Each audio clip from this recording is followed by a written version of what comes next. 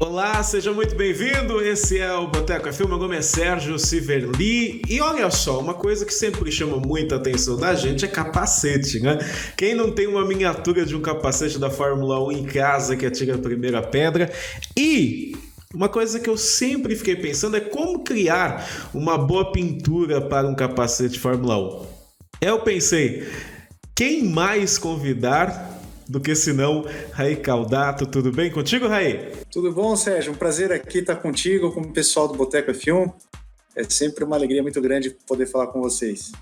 Aí, para quem não conhece, se tem alguém que mora nas cavernas, explica aí para quem você desenha capacete. Quais são os pilotos? Olha, atualmente eu faço o capacete do Lewis Hamilton para a Fórmula 1. Né? Dos mais conhecidos na Stock Car eu faço para o Rubens Barrichello, para o Attila Abreu, para o Ricardo Zonta, para o Daniel Serra, para o Diego Nunes, para o Attila Abreu e tantos outros pilotos aí de kart. Na Sprint Race tem o pessoal do Acelerados, o Gerson Cássio, tem o pessoal, os pilotos da Sprint Race como o Luiz Arruda, mas os mais conhecidos mesmo, sim, dos grandes pilotos de carreira internacional atualmente, a gente tem o Lewis Hamilton, aí tem o Pietro Fittipaldi, o Sérgio Sete Câmara, e o próprio Felipe Fraga, que corre na Stock também, que está fazendo a carreira dele nas corridas de endurance, acabou ganhando e não levando aí as 24 horas de Le Mans esse ano.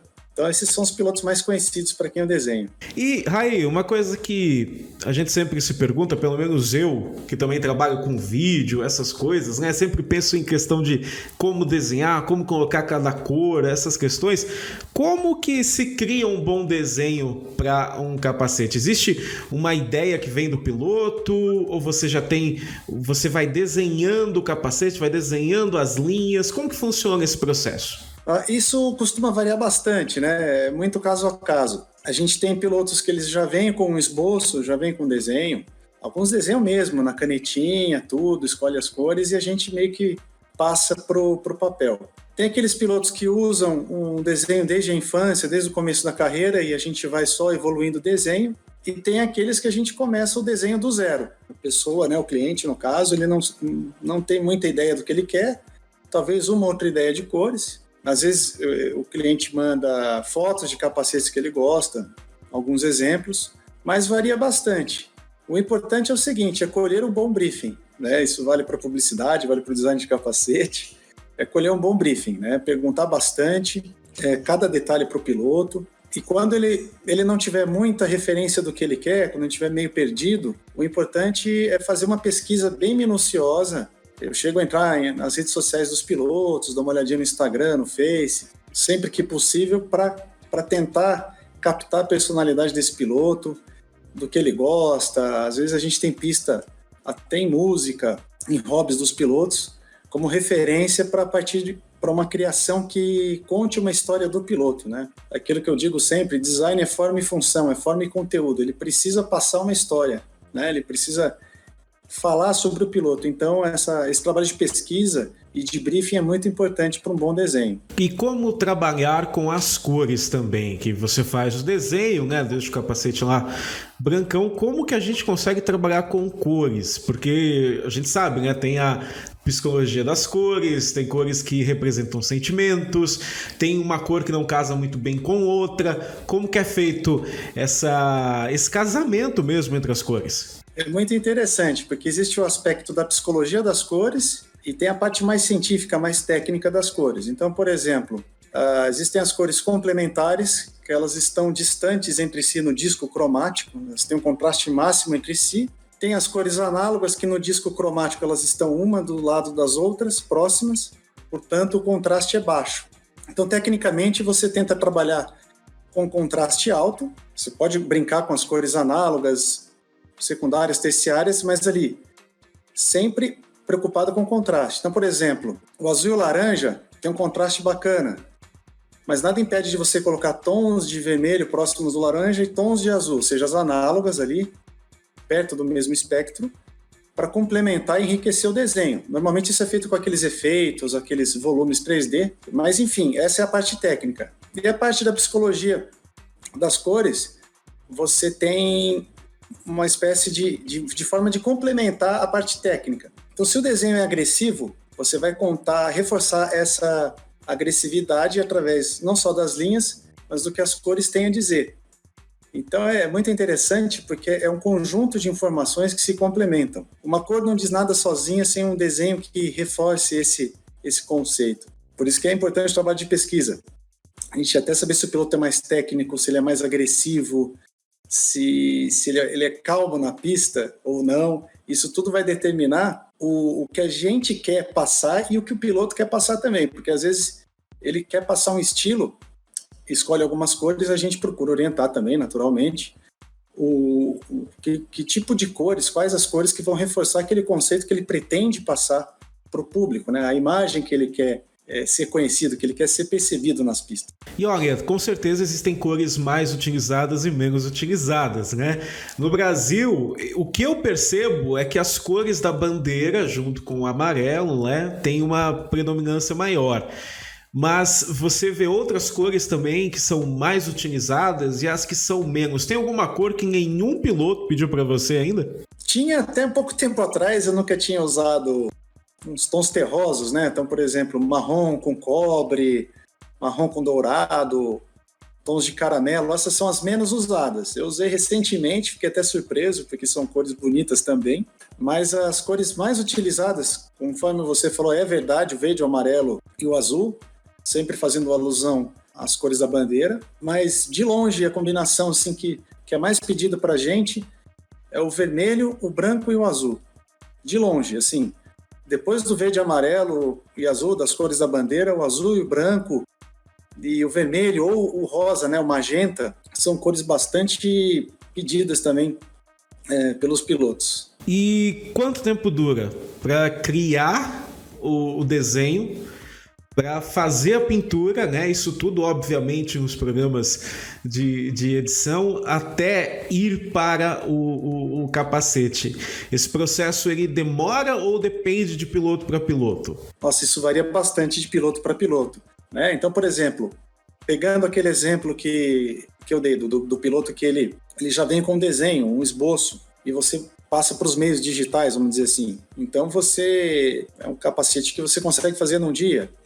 Quando o briefing é bem detalhado, você está inspirado, tem essa parte também que é difícil mensurar, então você consegue fazer numa média de 3 dias.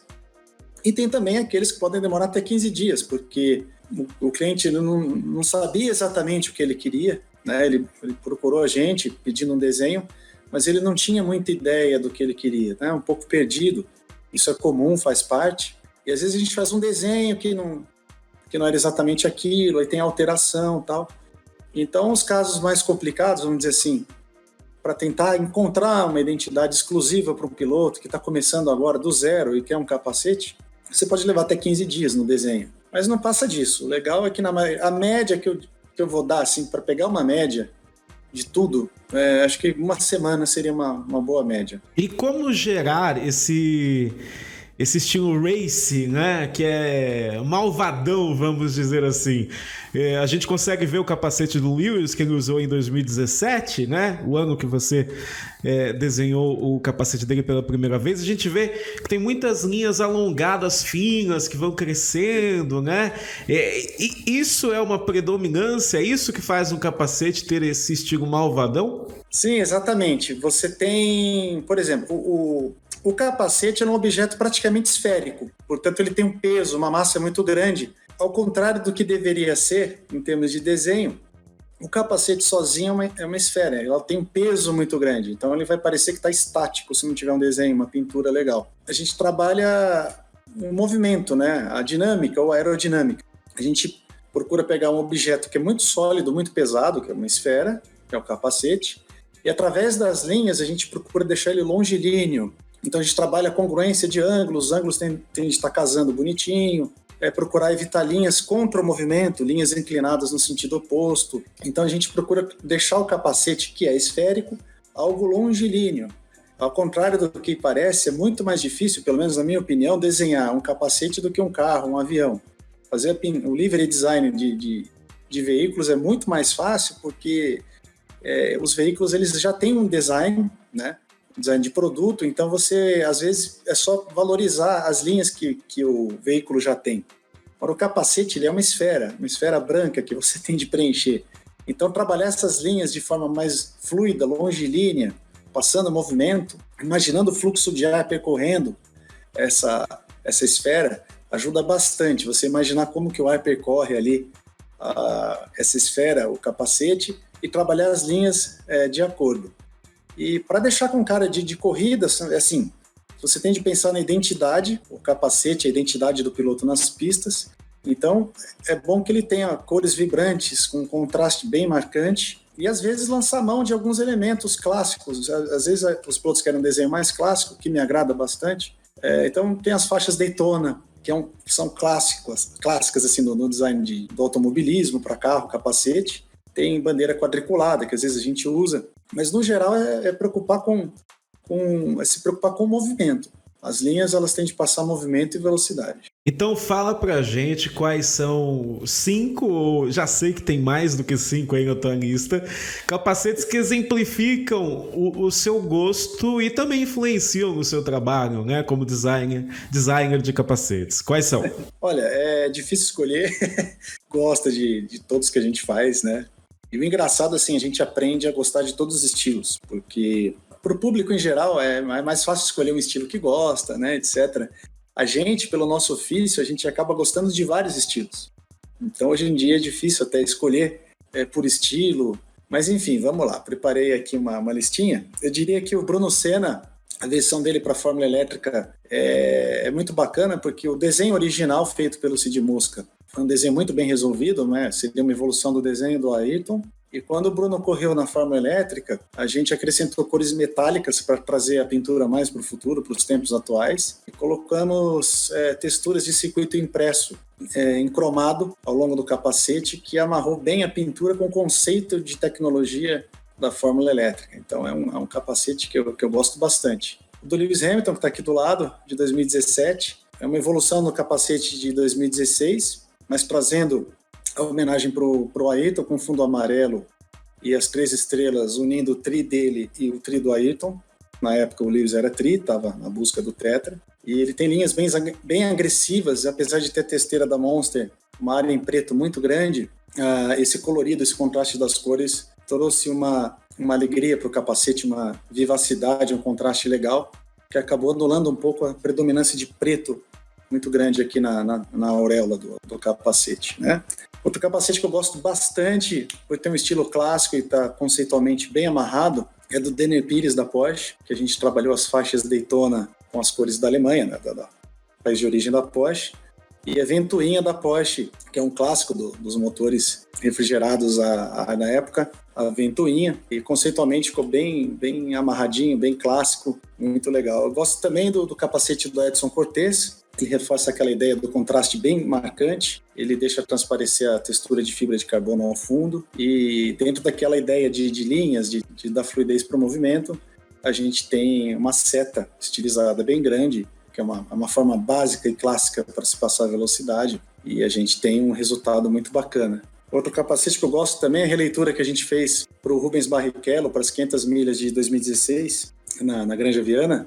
A gente pegou o desenho do Barrichello e deixou ele com mais cara de kart, assim, deu uma rejuvenescida. A gente pegou aquele desenho que é um clássico, deixou ele um pouco mais contemporâneo, com linhas um pouco mais agressivas. Esse casamento, para mim, ficou bem interessante. Outro capacete que eu gosto bastante, para quem não reparou, é o seguinte: o Felipe Fraga, ele usa esse ano um desenho para Stock Car e um desenho para ele correr o Endurance na Europa. Esse desenho do Endurance na Europa, com o capacete Schubert, ficou bem interessante, bem agressivo, bem diferente, porque a gente tem, no caso do Fraga, como por ser um piloto patrocinado pela Red Bull, a gente tem um limitador, que é aquela, todo mundo sabe, aquela marca bem grande da Red Bull na lateral. Isso é um desafio grande, porque a gente precisa trabalhar as linhas para passar movimento com algo bem estático ao centro. Embora o Toro, se posicionando para frente, ele já passa algum movimento, mas a gente tem uma área pequena para trabalhar. Eu gostei muito do resultado dessa versão do Felipe Fraga para correr na Europa em 2019. Outro capacete que eu seleciono aqui é da piloto da Mitsubishi Cup, Amanda Castro, que trabalhou o violeta com tons de lilás e rosa. O capacete ele ficou bastante feminino, sem apelar aqueles clichês de flor, de muito detalhezinho, feminino demais. Acho que a gente conseguiu uma medida entre o feminino e o agressivo. Esse que é o gostoso desafio, né? Aquilo que eu estava falando de pegar as linhas, a psicologia das cores e os contrastes para trabalhar de forma equilibrada, sem ficar muito óbvio também. É gostoso quando as pessoas tentam deduzir e olhar o seu desenho e descobrir o que ele significa. Esse da Amanda é um dos meus favoritos, assim, acho que ele ficou bem contrastante, um misto de clássico com contemporâneo, bem agressivo e feminino na medida certa. Eu achei bem legal.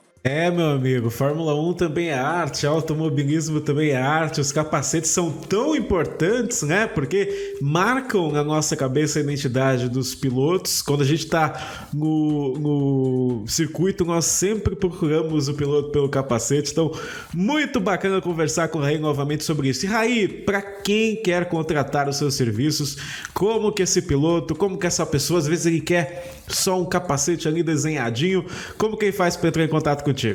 Pode entrar em contato pelo e-mail rai@caudatodesign.com ou pelo WhatsApp 19 98127 9988.